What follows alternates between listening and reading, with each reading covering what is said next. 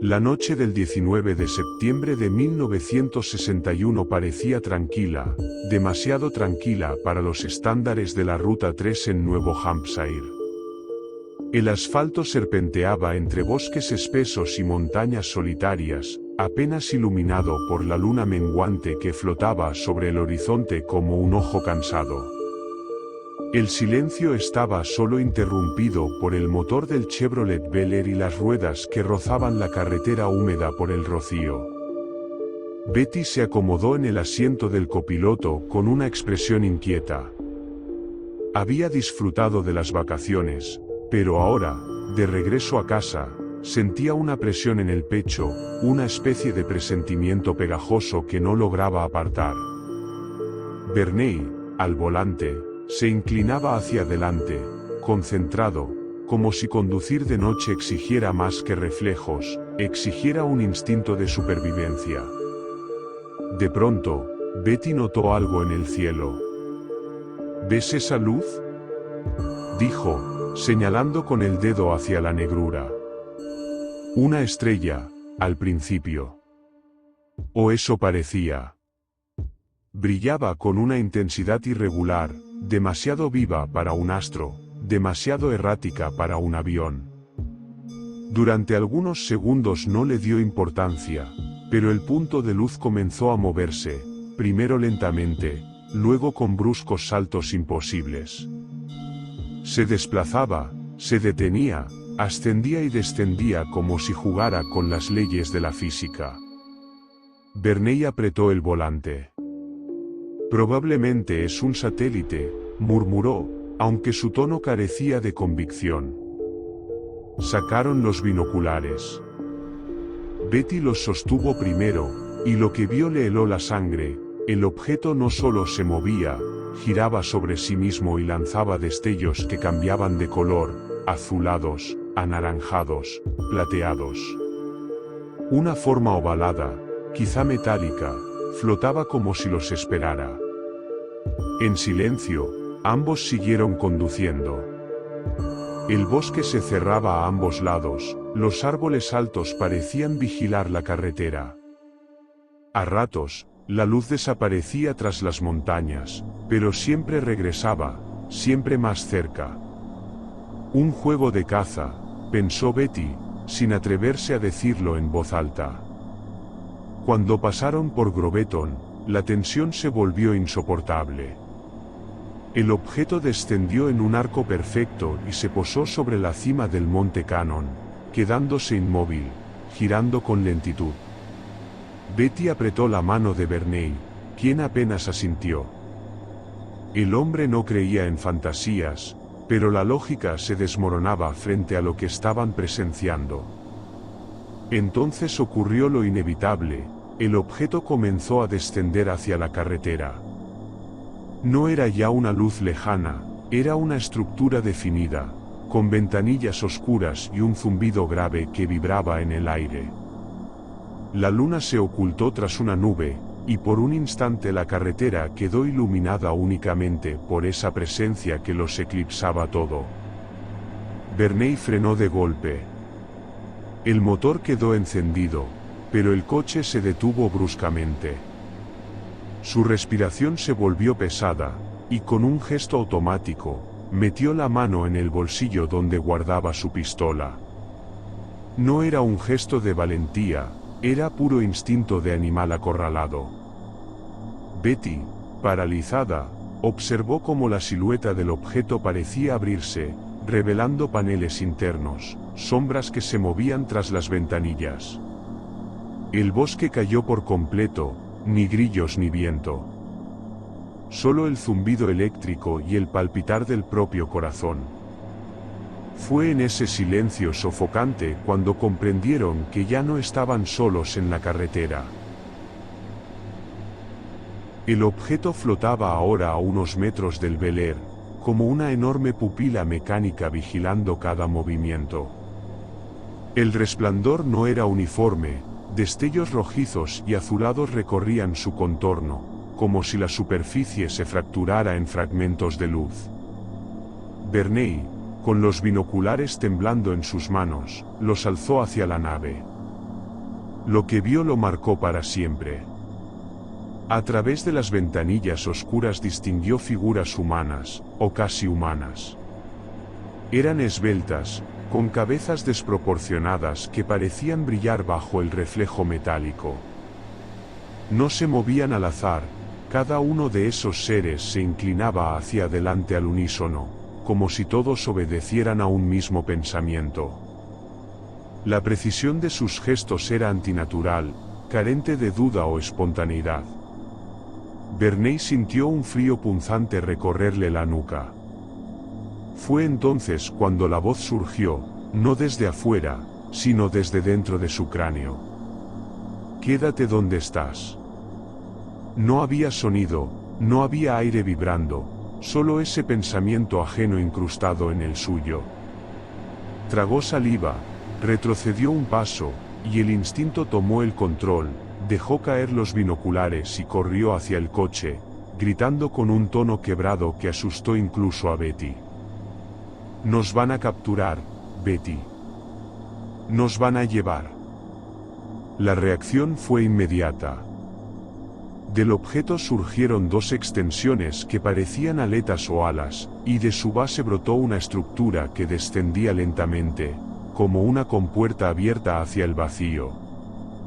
Una serie de luces rojas parpadearon al unísono, generando un patrón hipnótico. Betty intentó encender el motor de nuevo, pero el coche no respondió al instante. Fue entonces cuando un sonido seco y rítmico retumbó contra la carrocería, bip, bip, bip. El coche entero comenzó a vibrar como si algo invisible lo recorriera desde abajo. Un hormigueo metálico se filtró por los asientos y se coló en la piel de ambos, primero como una cosquilla, luego como una presión insoportable que parecía manipular los nervios mismos. Betty apretó la mandíbula para no gritar.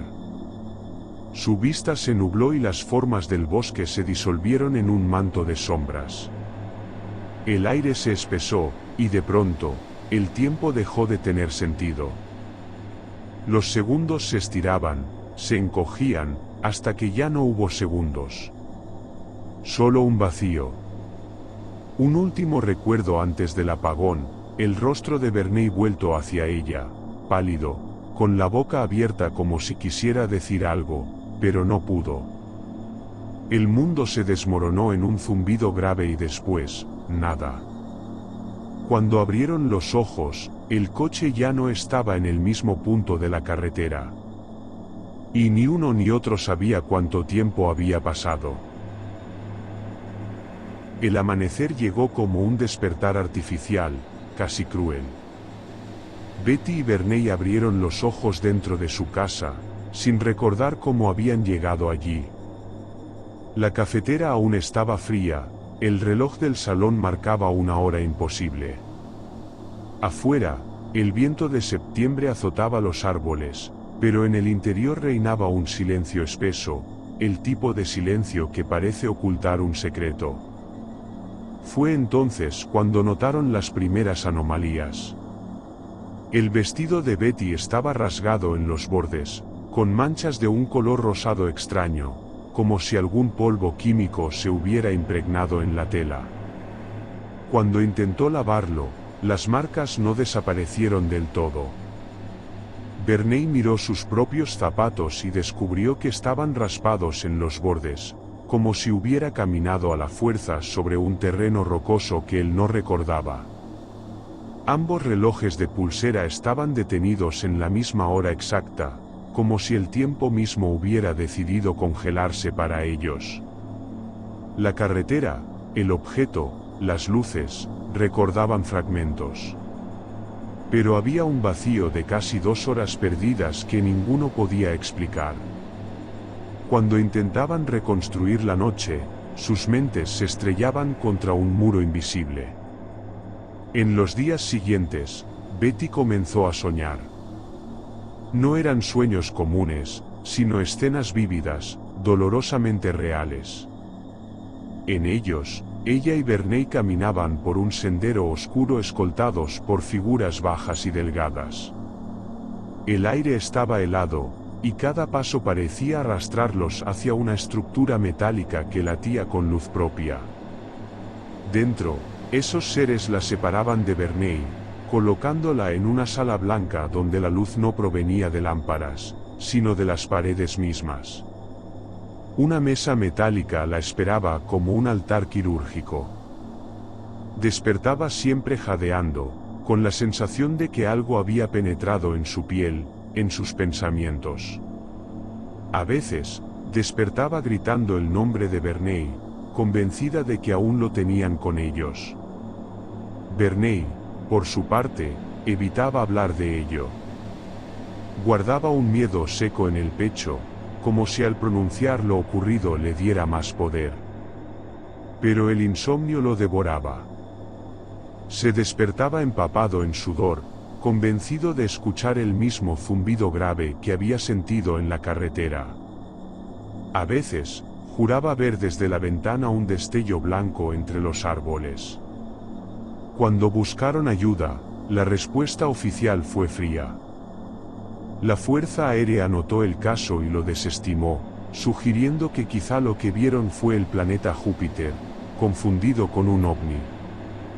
La explicación insultó a Betty. ¿Cómo podía un planeta explicar las luces, las figuras, el vacío en sus recuerdos? El invierno cayó sobre Nuevo Hampshire, pero para ellos no hubo descanso. Betty devoraba libros sobre ovnis, obsesionada, mientras las pesadillas crecían en detalle. Verney se hundía en una tensión constante. Cada vez que cerraba los ojos, recordaba las siluetas tras los paneles del objeto, aquellas caras sin rostro que lo habían mirado fijamente.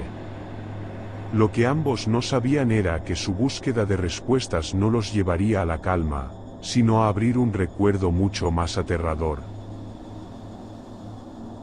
Las semanas de insomnio y tensión los llevaron a buscar ayuda profesional. Fue entonces cuando conocieron al Dr. Benjamin Simon, un psiquiatra que utilizaba la hipnosis regresiva para tratar traumas profundos. Aunque escéptico ante lo sobrenatural, aceptó trabajar con ellos, intrigado por la intensidad de sus relatos. Las sesiones se realizaron por separado. Verney fue el primero. Bajo hipnosis, su cuerpo se agitaba, la respiración se volvía frenética. La voz temblaba, infantil, como si retrocediera en el tiempo. Relató cómo, en la carretera, un haz de luz envolvió el coche, obligándolos a detenerse. Las figuras se acercaron y lo sacaron a la fuerza. Sus brazos ya no respondían, sus piernas eran marionetas bajo un control invisible. Sentía como cada orden se infiltraba en su mente, como un veneno telepático que lo arrastraba sin resistencia. «Me llevan, no quiero ir, no quiero», gritaba entre sollozos. En la nave, lo condujeron a una sala iluminada por una claridad insoportable. Las paredes parecían vivas, pulsaban como si respiraran. Lo colocaron en una camilla metálica, fría como un cadáver. Uno de los seres lo examinó con un objeto alargado, parecido a una aguja, y lo introdujo en su cuerpo. La sensación fue tan invasiva, tan humillante, que incluso bajo hipnosis Verney lloraba como si lo estuviera viviendo en ese mismo instante. Cuando fue el turno de Betty, sus palabras coincidieron en detalles que nunca habían discutido entre ellos. Describió cómo la separaron de Verney y la llevaron a otra sala. Sus manos eran retenidas por una fuerza invisible mientras los seres arrancaban cabellos, fragmentos de uñas, muestras de piel. Sentía que la observaban con la curiosidad distante de un entomólogo que examina un insecto. El líder, una figura apenas más alta, le habló con una calma desprovista de emoción. Solo un estudio. Nada más. Betty relató que le introdujeron una aguja en el abdomen. El dolor era insoportable, un fuego helado que la desgarró por dentro. Ella gritó, Pero nadie reaccionó, ni piedad ni sadismo, solo la frialdad de un experimento. Al despertar de la hipnosis, con lágrimas aún en los ojos, Betty dibujó un mapa estelar que decía haber visto en una especie de pantalla dentro de la nave. Estrellas conectadas por líneas, algunas rutas principales, otras secundarias. Cuando le preguntaron qué significaba, respondió con voz débil: es su mapa, sus viajes, de dónde vienen. Años más tarde, aquel dibujo sería comparado con el sistema estelar de Zeta Reticuli, y la coincidencia encendió aún más la polémica. Para el Dr. Simon, aquello era producto de mentes traumatizadas. Para Betty y Verney, era una confirmación de que lo inexplicable había entrado en sus vidas. Y aunque bajo la luz del día intentaban retomar una vida normal, las noches eran otra cosa. En la oscuridad, ambos sentían aún la presión en la piel, el zumbido lejano, y los ojos sin párpados que los habían contemplado como a presas de laboratorio. Nunca sabrían si lo vivido fue un recuerdo real o una construcción implantada, pero había algo indiscutible: el miedo era verdadero. El tiempo siguió avanzando, indiferente, como si la experiencia de aquella noche jamás hubiera ocurrido. Betty y Verney volvieron a sus rutinas, él regresó al trabajo en correos, ella a sus tareas cotidianas. Desde fuera, parecían una pareja común, desgastada solo por la memoria de un viaje largo y cansado. Pero bajo esa apariencia normal, el silencio entre ellos se volvió más denso que cualquier discusión. Había cosas que no podían decirse, recuerdos que se clavaban como fragmentos de cristal en la garganta cada vez que intentaban hablar. Verney evitaba el tema con una obstinación casi enfermiza. Cada vez que Betty mencionaba un sueño, una sensación, una nueva obsesión con los ovnis, él se marchaba de la habitación. Su rostro se endurecía, como si cualquier palabra pudiera volver a abrir la herida. En 1969, su corazón no resistió más. Murió joven, pero Betty siempre creyó que la muerte de su marido fue otra cicatriz de aquella noche en la carretera, una que nunca se cerró. Ella, en cambio, eligió otro camino. Habló. Escribió.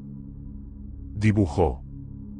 Mostró al mundo lo que recordaba, lo que soñaba. En cada entrevista, en cada conferencia, el brillo en sus ojos era el de alguien que había visto lo prohibido. Muchos la llamaron visionaria. Otros, una mujer desequilibrada. Pero Betty nunca dudó, ellos existían, habían estado allí, y volverían. Con los años, su historia se convirtió en mito. Un libro, una película para televisión, conferencias, artículos.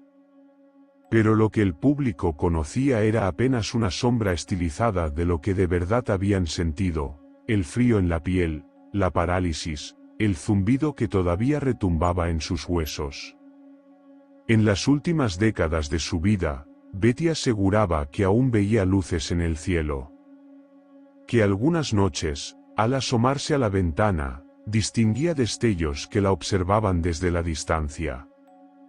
Decía que no la dejaban en paz, que había una conexión imposible de romper. Que lo vivido en 1961 fue solo el comienzo de algo más grande. En 2004, cuando Betty murió, en su mesa de noche se encontraron sus notas, un cuaderno lleno de dibujos de estrellas conectadas entre sí, idénticas a las que había descrito bajo hipnosis más de 40 años antes. Entre esas páginas, una frase escrita con letra temblorosa: ellos nunca se fueron. Solo están esperando. El caso de Betty y Verney Hill se convirtió en el primer relato ampliamente difundido de abducción extraterrestre.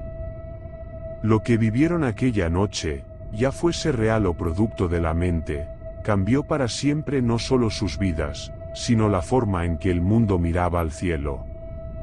Y cada vez que una luz extraña se mueve en silencio sobre un bosque solitario, el eco de los Hill regresa, recordando que tal vez, en cualquier carretera desierta, bajo la luna, los mismos ojos sigan observando todavía,